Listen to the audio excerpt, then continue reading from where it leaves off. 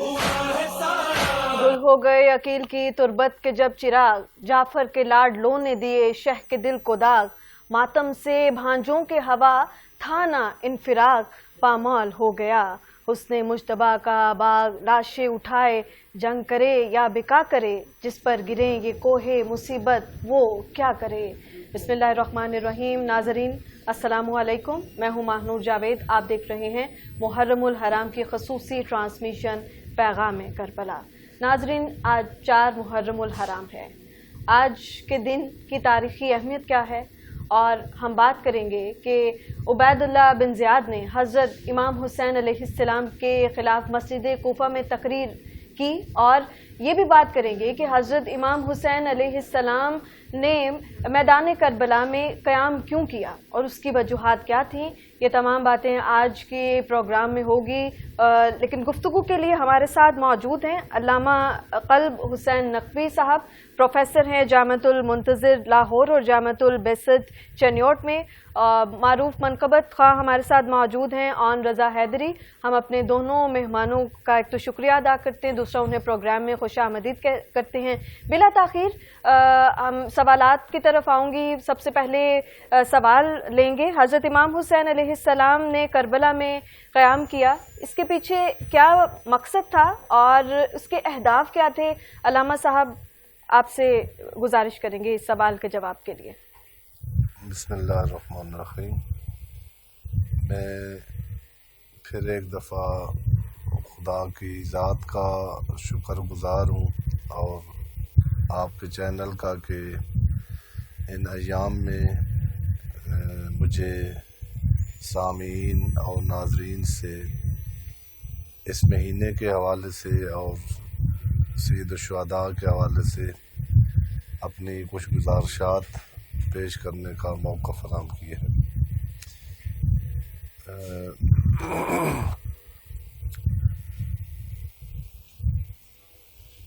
इस महीने में जो हर मुसलमान है वो अज़ादार है, और ख़ुसूसन जो है अहले तशय्युअ वो जो है उनका बहुत बड़ा बजट अज़ादारी सैयद शुहदा में ख़र्च होता है। मुख्तलिफ़ उनको ख़राज तासीन पेश करने के लिए मजालिस अज़ा होते हैं, प्रोग्राम होते हैं, सेमिनार होते हैं। तो जो अज़ादार है या जो अज़ादारी करने वाला है या जो सैयद शुहदा को अपना लीडर या रहनुमा या इमाम मानने वाला है या मुहर्रम को मनाने वाला है, मुहर्रम में करबला को एक दरसगाह जानते हैं, उसको बहुत अच्छा सवाल है ये और बहुत बुनियादी सवाल है कि इसका मकसद क्या होना चाहिए हमारी अज़ादारी का और हमारे ख़राज तासीन पेश करने का। तो बहुत मुख्तसर उसका जवाब ये है कि अज़ादारी का मकसद वही होना चाहिए जो जिसकी अज़ादारी है उसका जो मकसद था। और इसके लिए जब ये बात होती है तो ऐसे नहीं है कि इस पर पहली दफ़ा कोई हम गुफ्तगू कर रहे हैं, या इस पर मुसलमानों ने भी बहुत गुफ्तगू की है, जो इस्लामी सकालत हैं, गैर मुस्लिम ने भी बहुत की। बिलाखिर इतनी बड़ी कुर्बानी का जिसकी तारीख़ इंसानियत में मिसाल और नज़ीर नहीं मिलती, और फिर इतना बड़ा यानी कोई मामूली शख्स नहीं है जिसको पैगम्बर आज़म सल्लल्लाहु अलैहि वसल्लम ने, कुरान मजीद ने, इस्लाम ने यानी अक्ल कुल का फर्जंद है और कुल्ले ईमान का बेटा है, बेशक, और सैयदतुन निसाअल आलमीन की गोद का पला है, बेशक। उसने आकर अपना सारा कुंबा कुर्बान कर दिया है लकुदक सहरा में। तो सोचना चाहिए कि उसके पीछे कोई मकसद, छोटा मकसद हो नहीं सकता, बेशक। तो इस पर फिर लोगों ने कलम भी उठाई है, मतलब तकारीर भी की हैं, सेमिनार भी किए हैं। तो جب اس سوال کے پیچھے ہم جائیں، اس جواب کے پیچھے، کہ معلوم کریں کہ حسین کا مقصد کیا ہے ان کے قیام کا، تاکہ پھر جو ان کے پیچھے چلنے والے ہیں، جو ان کی پیروی کرنے والے ہیں، جو ان کی عزاداری کرنے والے ہیں، ان کو اسی روشنی میں اپنا ہدف معین کرنا چاہیے۔ بے شک، یوں نہ ہو کہ جس کی عزاداری ہے ان کا ہدف کچھ اور ہو، وہ کہیں اور کسی اور طرف جا رہے ہیں، اور جو عزادار ہے وہ کسی اور طرف جا رہا ہو، جو امام ہے اس کا یعنی ہدف کوئی اور ہو، اور جو مقتدی ہے، جو ان کے پیچھے چلنے والے ہیں، ان کا مقصد کوئی اور ہو۔ تو اس سلسلے میں عرض کیا کہ بہت زیادہ گفتگو ہوئی ہے۔ جی علامہ صاحب، اسی گفتگو یہیں سے ہم گفتگو کو آگے بڑھائیں گے، لیکن اس سے پہلے میں چاہوں گی کہ اون رضا ہمیں ایک منقبت پیش کر دیں۔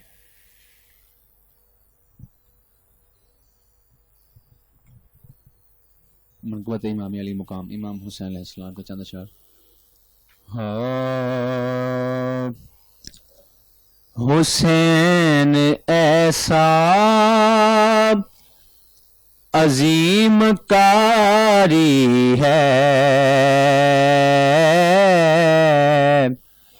حسین ایسا عظیم کاری ہے، بن بدن کے قرآن جاری ہے، جاری ہے بن بدن کے قرآن جاری ہے، حسین ایسا عظیم کاری ہے، بن بدن کے قرآن جاری ہے، جاری ہے بن بدن کے قرآن جاری ہے۔ اور دیکھ کے اکبر حسین کہنے لگے،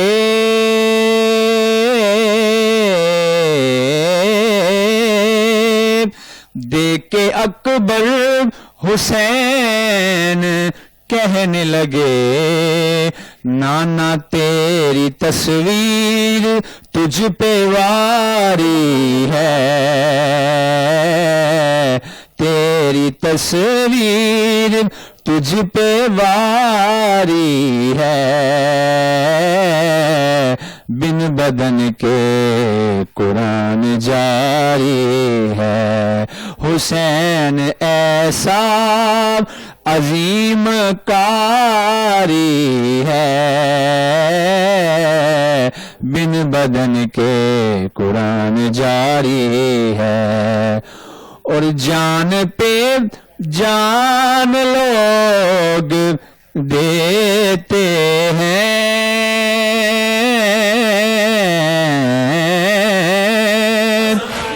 جان پہ جان لوگ دیتے ہیں، نانا اس لیے جان تجھ پہ واری ہے،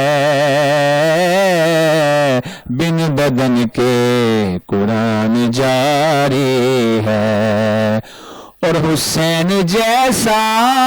دلیر کوئی نہیں،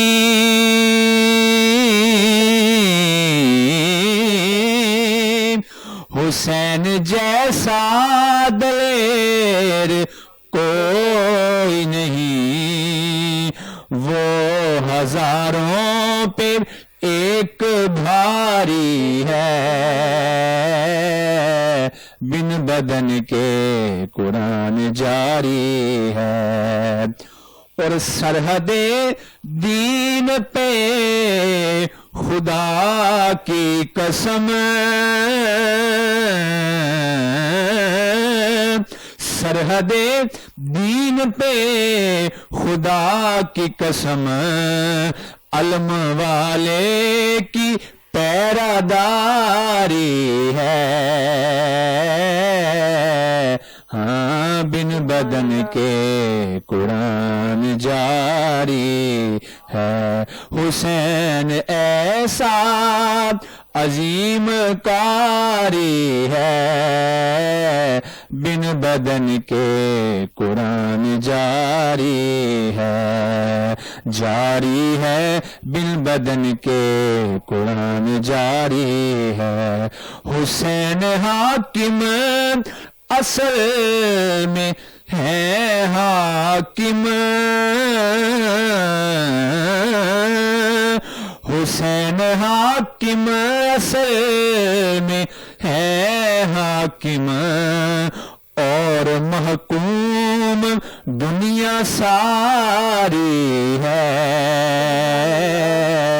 بن بدن کے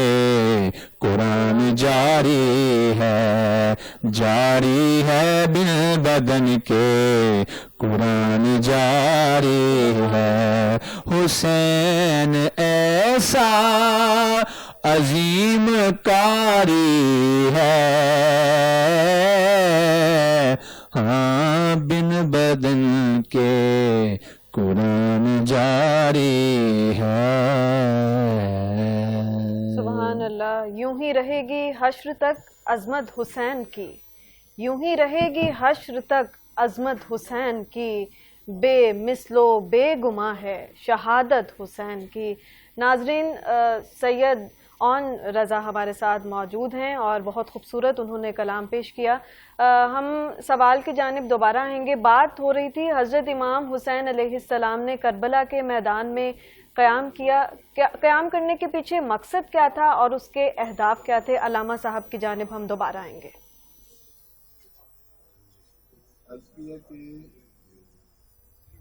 یہ تاریخ میں ہوا ہے، اس سے پہلے کہ ہم بیان کریں مقصد کیا ہے، کیسے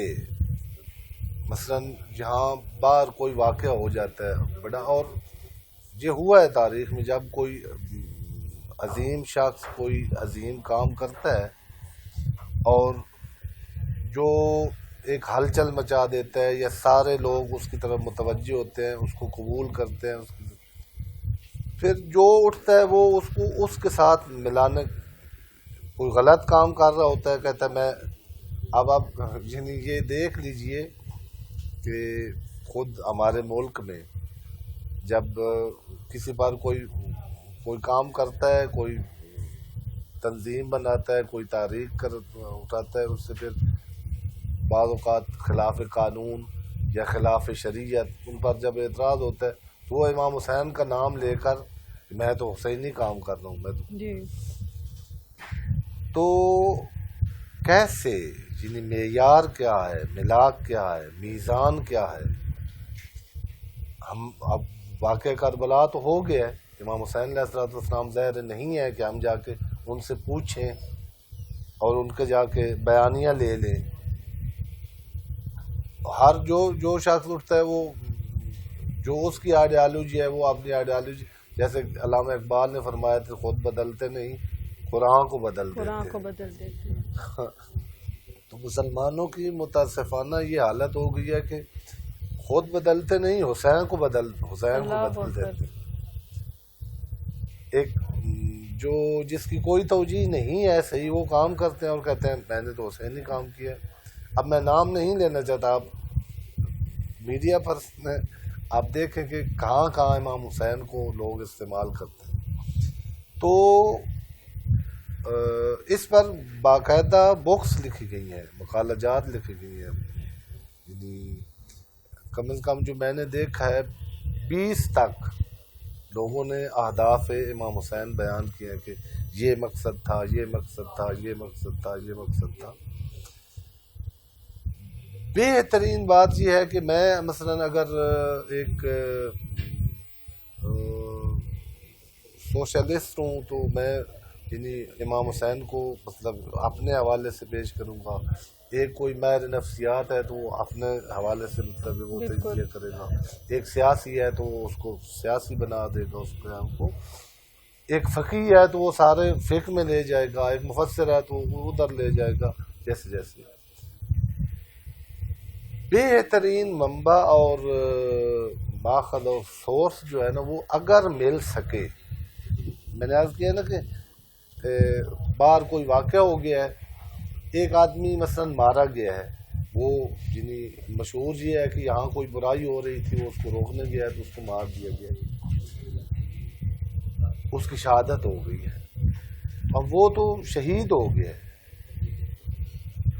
اب میں اپنا اندازہ لگاؤں گا کہ شاید یہ ہوگا، دوسرا شخص ایک اندازہ لگائے گا، اور اسی طرح وہ کوسوں دور یعنی جس کا اس کو تصور بھی نہیں تھا، اس کے وہم و خیال میں بھی نہیں تھا، وہ لوگ کل اخبار میں بھی لگا ہوگا، ٹی وی چینل پر، سوشل میڈیا پہ، اگر مل جائے کہ وہ جو خود قیام کرنے والا ہے، جی جس نے اس مارکے کو انجام دیا ہے، اس کی کلام سے، اور وہ بھی ایسے نہیں کہ روایت ہو، ریٹن، یعنی اس نے خود لکھ کے بیان کیا ہو کہ میرا مقصد کیا ہے، تو ہمیں چاہیے کہ اپنے سارے جو ہمارے ذہن میں آ رہے ہیں، جو تجزیہ و تحلیل میں آ رہے ہیں یا تبصر میں آ رہے ہیں، ان کو چھوڑ کر پھر وہ اگر میرا جو بیان کیا وہ مقصد ہے اس کے ساتھ سازگار ہے یا اس کے ساتھ ملتا ہے، یہ مقصد ہے، وہ بیان کر رہے ہیں کہ میرا یہ مقصد ہے، میرا جنہیں اس کے اپوزٹ ہو خدا نخواستہ، تو وہ پھر مقصد نہیں ہوگا۔ عرض کیا کہ اپنے جو میں نے اپنا مقصد پورا کرنے کے لیے امام حسین علیہ السلام کو ٹول بناؤں، ان کو یہ کام صحیح ہے۔ تو ایک جو سورس ہے نا کہ امام حسین علیہ السلام کا مقصد کیا، ایک بھائی ہیں امام حسین علیہ السلام کے جن کا نام ہے محمد ابن حنفیہ، محمد نام ہے اور حنفیہ شاید ان کی والدہ کا، شاید نہیں ان کی والدہ کا نام ہے۔ ان کی بھی ایک تاریخ ہے، مدینہ سے نکلتے ہوئے جو معتبر معظم ہے، یہ آدمی شخص آیا ہے، اور اس نے چونکہ پہلے جب بات ہوئی تھی، جب بیعت مانگی گئی اور امام حسین نے انکار کیا، تو اس نے جب پوچھا کیا پروگرام ہے، تو امام حسین نے بنی ہاشم کو کہا کہ میں دیکھوں گا کیا ہوگا۔ اس کو اس وقت پتہ چلا جب امام حسین علیہ السلام رات کو مدینہ چھوڑ چکے ہیں، صبح جب اس کو پتہ چلا ہے کہ امام حسین تو مدینہ ترک کر کے مکہ کی طرف روانہ ہو گئے، یہ گھوڑے پہ سوار ہو کے آئے ہیں، تو بڑا اپنا اظہار درد مندی بھی کیا ہے، تو وہاں امام حسین علیہ السلام نے لکھ کے وصیت نامہ ان کے نام جو دیا ہے، اس میں امام حسین نے خود اپنا مقصد بیان کیا ہے کہ میرا مقصد کیا ہے یہ قیام کرنے کا۔ اس میں میں ایک اور نقطہ پھر عرض کر دوں کہ جہاں سے شروع کیا ہے نا، پہلے حمد خدا کیا ہے، پھر نعت پیغمبر اسلام کی، اس کے بعد فرمائے اما بعد۔ پہلے امام حسین علیہ السلام نے چند چیزیں کہی ہیں کہ میرا یہ مقصد نہیں ہے، جی صرف اور صرف میرا مقصد یہ ہے۔ اس کا مطلب یہ ہے کہ قرآن کی طرح یہ جنہیں نعتیں کہ قرآن ہے اور قرآن کے علم کے حامل ہیں، جس طرح قرآن مجید کو پتہ ہے کہ جنہیں لوگوں نے کیا کرنا ہے اور ان کا آگے ان کا جواب، ان کی مرضیں اور اس کا علاج، اسی طرح امام حسین علیہ السلام کو پتہ تھا کہ فلاں اٹھے گا تو وہ کہے گا میں نام نہیں لینا چاہتا تھا، مطلب کہ کچھ دن تھے فضل الرحمان صاحب نے جو ہمارے پاکستان، انہوں نے کہا میں حسینی کام کر رہا ہوں، پھر ایک اور لیڈر اٹھے، انہوں نے کہا کہ میں امام حسین والا کام کر رہا ہوں، جی۔ تو امام حسین کو پتا تھا کہ یہ باتیں ہوں گی، مجھے ٹول بنایا جائے گا، مجھے اپنے غلطیوں کی توجیہ کے لیے پیش کیا جائے گا، کیونکہ میں تو نہیں ہوں، اور ایک واقعہ ہو گیا جس کو سب مانتے ہیں اور سب متاثر ہے۔ اب امام حسین کا جب نام آتا ہے تو گردنیں جھک جاتی ہیں اس کے احترام۔ تو امام نے فرمایا اما بعد انی لم اخرج عشرا ولا بطرا ولا مفسدا ولا ظالما، میں نہیں نکلا ہوں عشرا بطرا مفسدا ظالما، چار چیزوں کی نفی کر دی ہے، خود خواہی، شرارت کے لیے، فساد کے لیے، ظلم کے لیے نہیں نکلا ہوں۔ کل کوئی مبصر اٹھے، کل کوئی یزید کا دفاع کرنے والا وہ کہے یہ بغاوت تھی، نہ میرا مقصد یہ نہیں ہے، کوئی کل اٹھ کے میرے قیام کو یہ نام نہ دے. میرا خودخواہی نہیں ہے اپنے آپ کو مطرح کرنا اور اپنے آپ کو بڑا ثابت کرنا، یہ نہیں ہے. فساد نہیں ہے، ظلم میرا مقصد نہیں ہے. انما خرجت لطلب الاصلاح فی امت جد رسول اللہ. سبحان اللہ. میں اپنے جد بزرگوار رسول اعظم صلی اللہ علیہ وآلہ وسلم اس کی امت کی اصلاح کے لیے نکلا ہوں. سبحان اللہ. علامہ صاحب بالکل آپ نے بجا فرمایا اور بہت خوبصورت بات کی. مستند حوالوں کے ساتھ علامہ صاحب نے بات کی کہ حضرت امام حسین علیہ السلام کے قیام کربلا میں مقاصد کیا تھے، یہی کہ امت کی اصلاح کرنا. علامہ صاحب اگلے سوال کی جانب میں جاؤں گی. حضرت امام حسن علیہ السلام نے صلح کا راستہ کیوں اختیار کیا تھا تاریخ میں جب ہم جاتے ہیں، جبکہ حضرت امام حسین علیہ السلام نے قیام اور شہادت پائی، تو ان دونوں میں فیصلوں میں کیا حکمت تھی؟ چونکہ وقت محدود ہوتا ہے تو میں عرض کروں، اس کے لیے بھی میں نے عرض کیا نا کہ بہت سارے یعنی ہم قرآن سے نہیں پوچھتے کہ اس کی رائے کیا ہے، اپنی رائے قرآن مجید پر ٹھونس دیتے ہیں. اب یہ ایک بڑا جملہ، اس پر داد بھی ملتی ہے، بڑی واہ واہ بھی ہوتی ہے اور لوگوں کو بڑا پسند ہوتا ہے کہ شیعہ سنی علماء کرام بھی بیٹھ کر یہ بات کر رہے ہوتے ہیں کہ امام حسین جو صلح کے پیکر تھے، امن پسند تھے، ان کی طبیعت میں یہ تھا، امام حسین کی طبیعت. ایسے نہیں ہے. جی. جو معتبر روایات ہیں،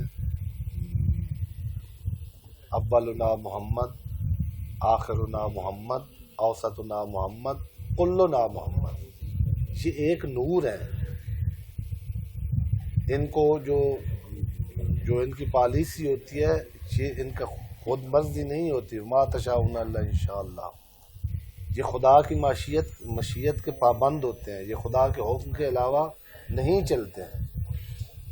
تو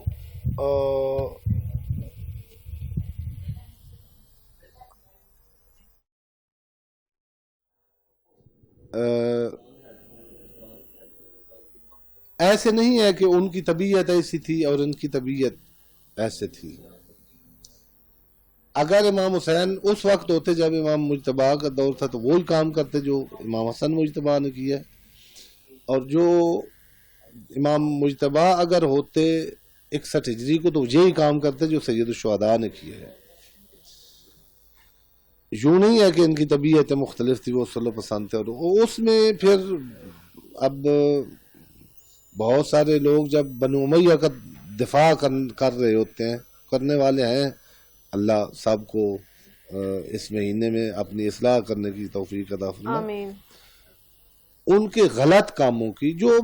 بہت سارے علماء اہل سنت جیسے مولانا مودودی ہیں اور بہت سارے علماء ہیں جنہوں نے بنو امیہ کے جو مفاسد ہیں، خلافت سے نکال کر اسلام کا جو گاڑی تھی اس کو ملوکیت میں ڈالا ہے، تو ان کے مفاسد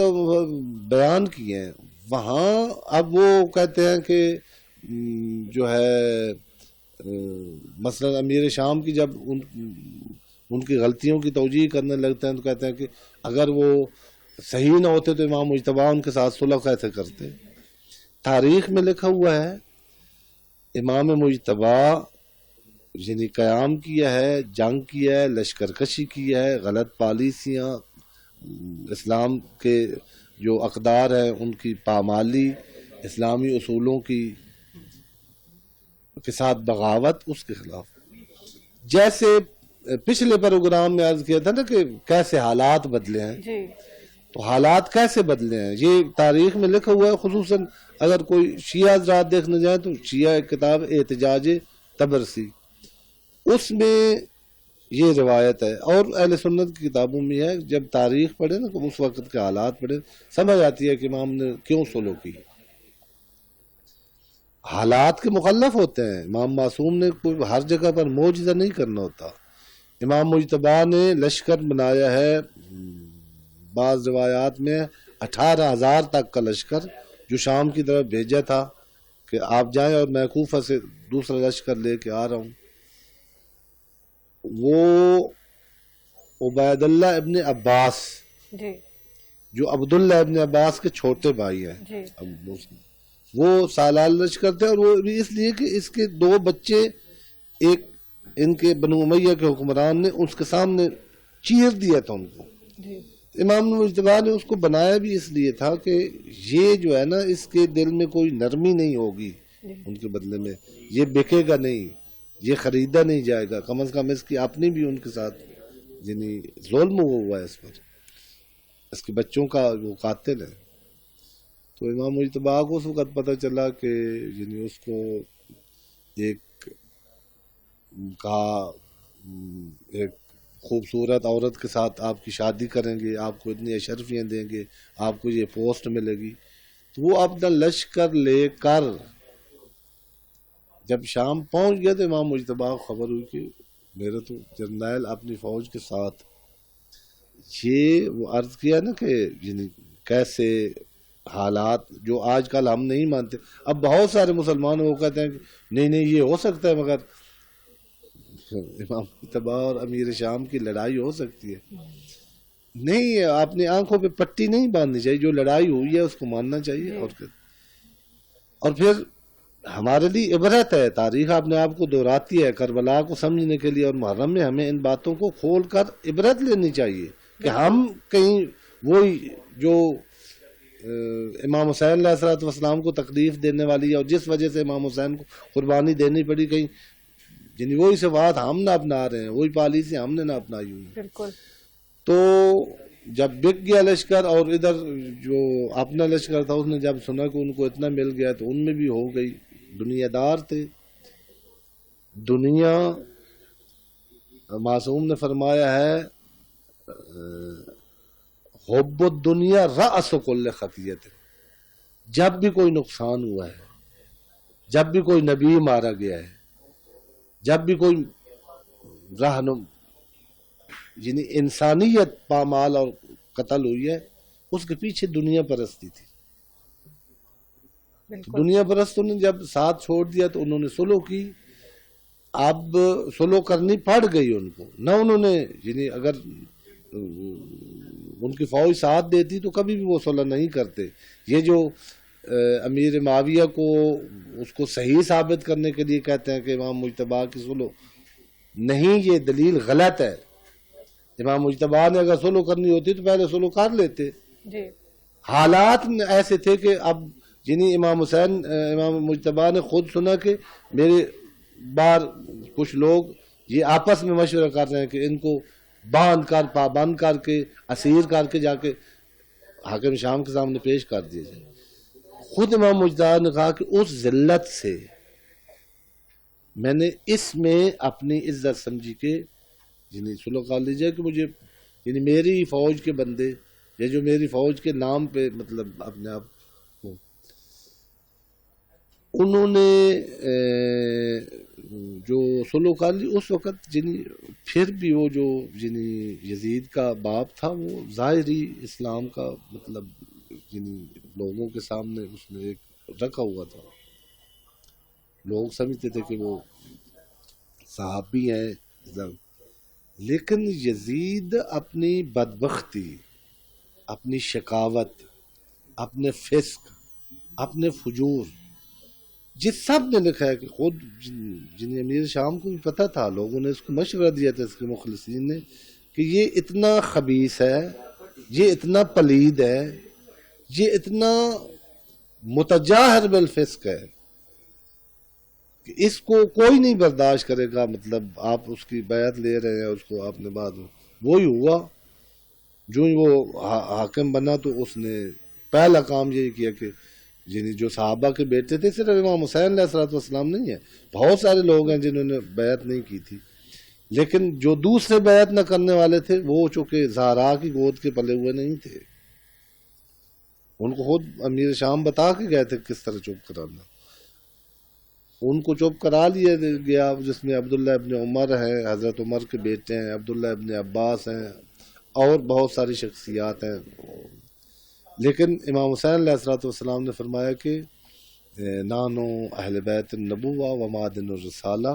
میں اہل بیت النبوہ ہوں، معدن الرسالت ہوں، مختلف الملائکہ ہوں، مجھ جیسا اس جیسے کی بیعت نہیں کر سکتا. یعنی یزید فسق، فجور، خباثت کی اس جگہ پر پہنچے ہوئے، اس کے آگے اس کے ساتھ یعنی صلح کرنا یا اس کے ساتھ کمپرومائز کرنا گویا پورے اسلام کو اپنے ہاتھوں کے ساتھ یعنی دبو دینا. بے شک علامہ صاحب نے بالکل واضح پیغام یہ دیا ہے، اور اس میں علامہ صاحب نے جو بات کی ہے کہ یزید جبر کا استعارہ ہے جبکہ حسین امن کی علامت ہے اور صبر کا پیکر ہیں. ناظرین، ہم اون رضا صاحب کی جانب جائیں گے اور ان سے منقبت پیش کرنے کی درخواست کریں گے.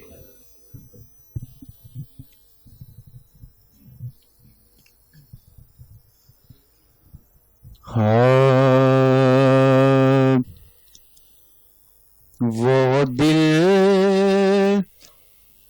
ہی کیا کہ جس میں سمویا نہیں حسین، بہتر ہے وہ کہ جس نے کھویا نہیں حسین. وہ دل ہی کیا کہ جس میں سمویا نہیں حسین، بہتر ہے وہ کہ جس نے کھویا نہیں حسین، بہتر ہے وہ کہ جس نے کھویا نہیں حسین. اور مجھ سے میرے حسین کا مت پوچھ حوصلہ، مجھ سے میرے حسین کا مت پوچھ حوصلہ، مت پوچھ حوصلہ، کہ جتنے بھی درد آئے رویا نہیں حسین، جتنے بھی درد آئے رویا نہیں حسین، بہتر ہے وہ کہ جس نے کھویا نہیں حسین. وہ دل ہی کیا کہ جس میں سمویا نہیں حسین، بہتر ہے وہ کہ جس نے کھویا نہیں حسین. اور کہہ دو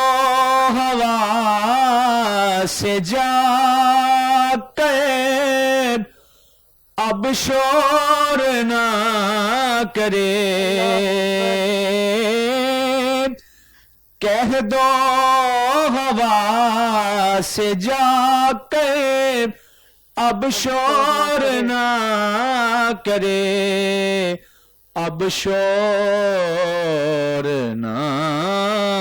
کرے، کہ طیبہ سے کربلا تک سویا نہیں حسین، طیبہ سے کربلا تک سویا نہیں حسین، بہتر ہے وہ کہ جس نے کھویا نہیں حسین، اور حاکم ردائے دین پہ کوئی داغ تو دکھا، حاکم ردائے دین پہ کوئی داغ تو دکھا، کوئی داغ تو دکھا، کہ جس کو لہو سے اپنے دھویا نہیں حسین، جس کو لہو سے اپنے دھویا نہیں حسین، بہتر ہے وہ کہ جس نے کھویا نہیں حسین، وہ دل ہی کیا کہ جس نے سمویا نہیں حسین، بہتر ہے وہ کہ جس نے کھویا نہیں حسین۔ اللہ اکبر، اللہ اکبر۔ تنہا کھڑا ہوں میں بھی سرے کربلائے اثر،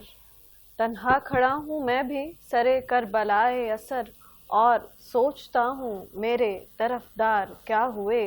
اور سوچتا ہوں میرے طرفدار کیا ہوئے۔ ناظرین، ہماری ٹرانسمیشن اپنے اختتام کی جانب گامزن ہے۔ آخری سوال علامہ صاحب سے کروں گی۔ علامہ صاحب، میرا سوال یہ ہے کہ حضرت امام حسین علیہ السلام نے حضرت حبیب بن مظاہر علیہ السلام کے نام جو خط بھیجا، اس خط کا پس منظر کیا تھا اور اس میں کیا پیغام تھا؟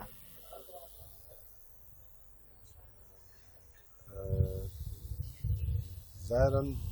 جب پڑھے جاتے ہیں مسائل کو پڑھنے والے بہت ساری ایسی چیزیں جو نہیں ہیں معتبر مقتل میں، وہ بھی بیان کر دیتے ہیں۔ جو مقتل کی کتابوں میں یا تاریخ کی معتبر کتابوں میں ایک خط کا تذکرہ ہے، البتہ اس میں بھی اختلاف ہے کہ یہ دو شخصیتیں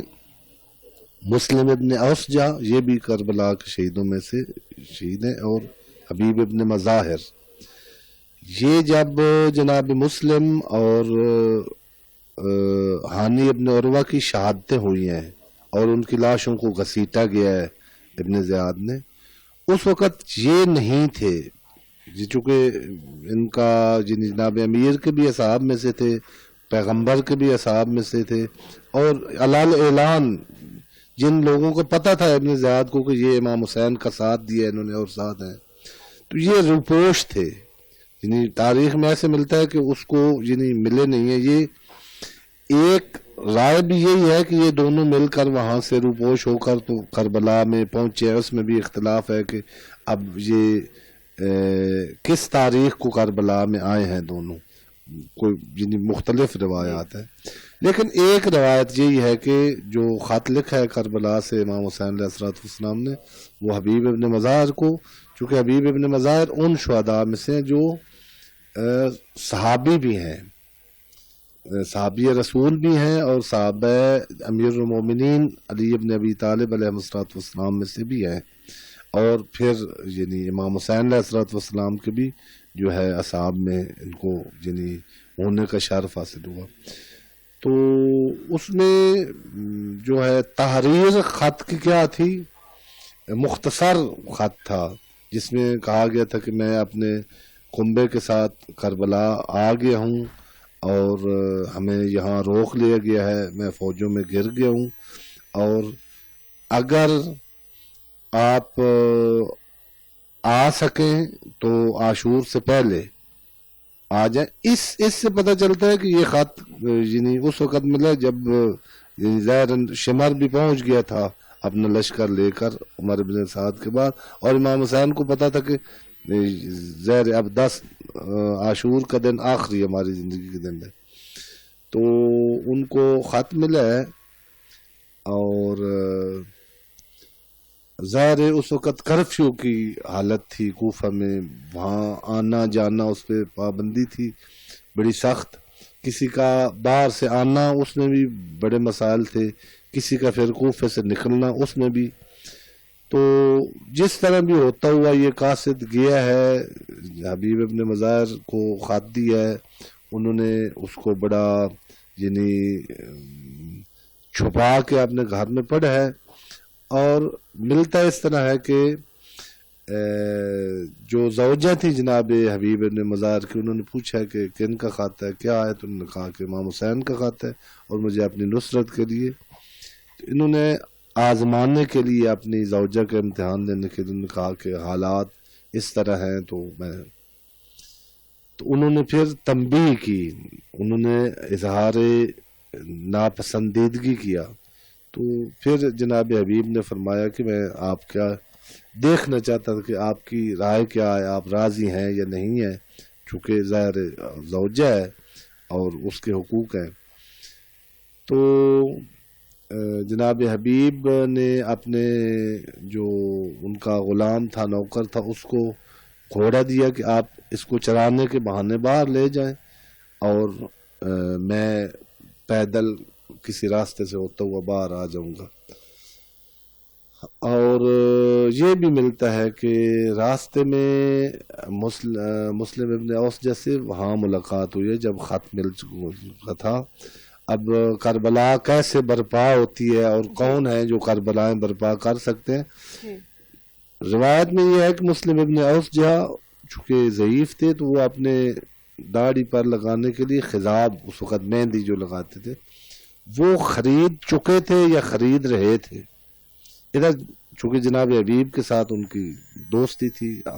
دونوں، تو دیکھا کہ آج حبیب پہلی حالت میں نہیں ہے، تو پوچھا خیریت ہے. انہوں نے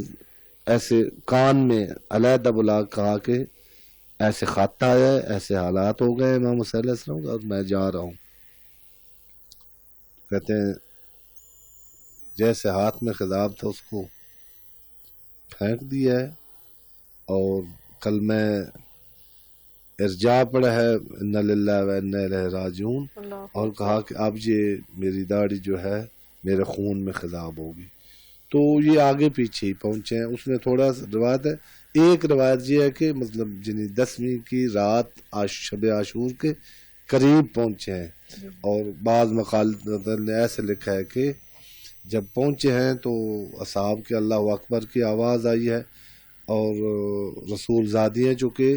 ڈری ہوئی تھی، فوجیں آ رہی تھیں اور بات ہو رہی تھی، اور 10ویں تو جب پتہ چلا نا کہ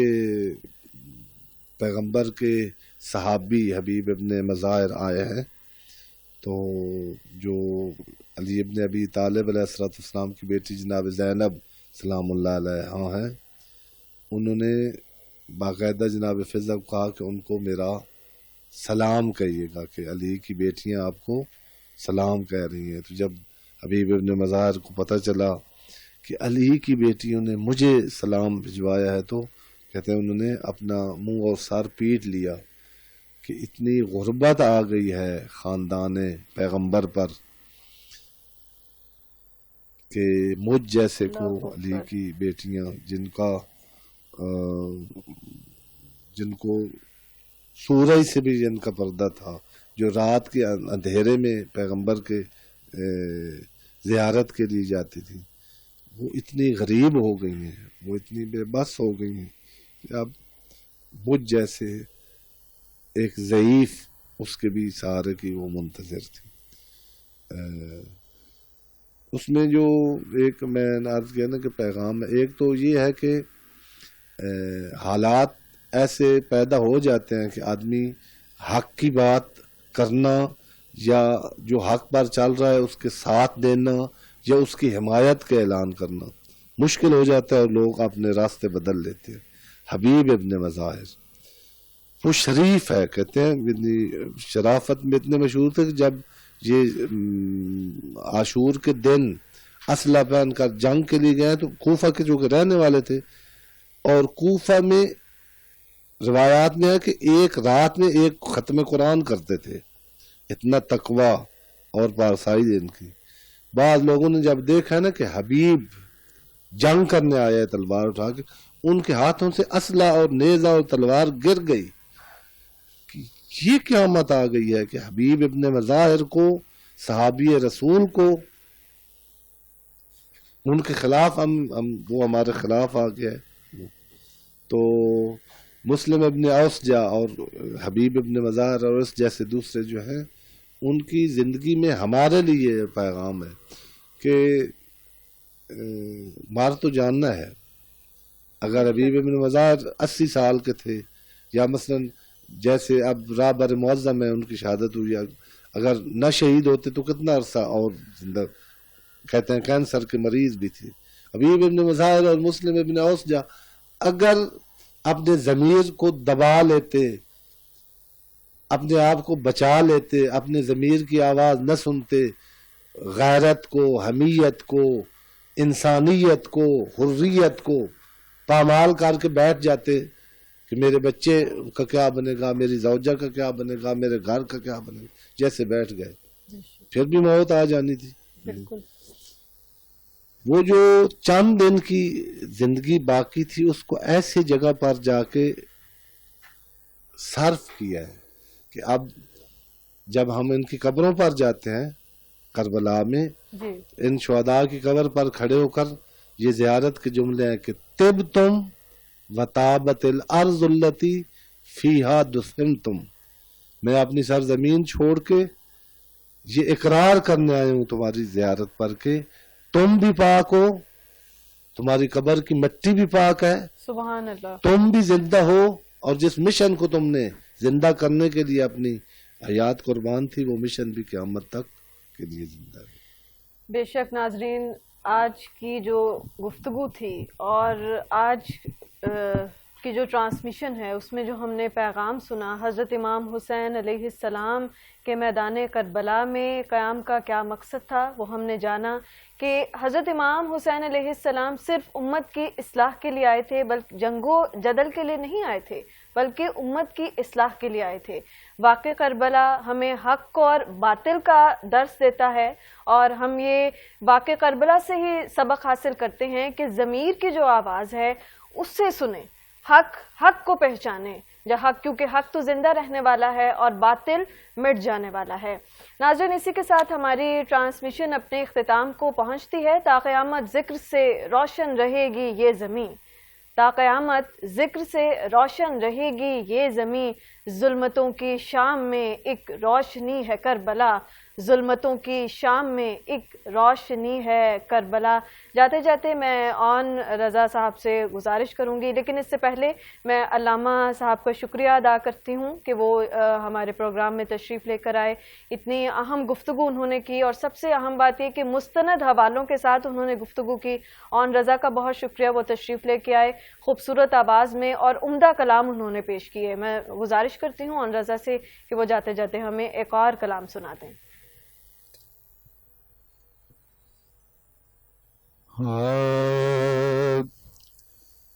دین بچا گے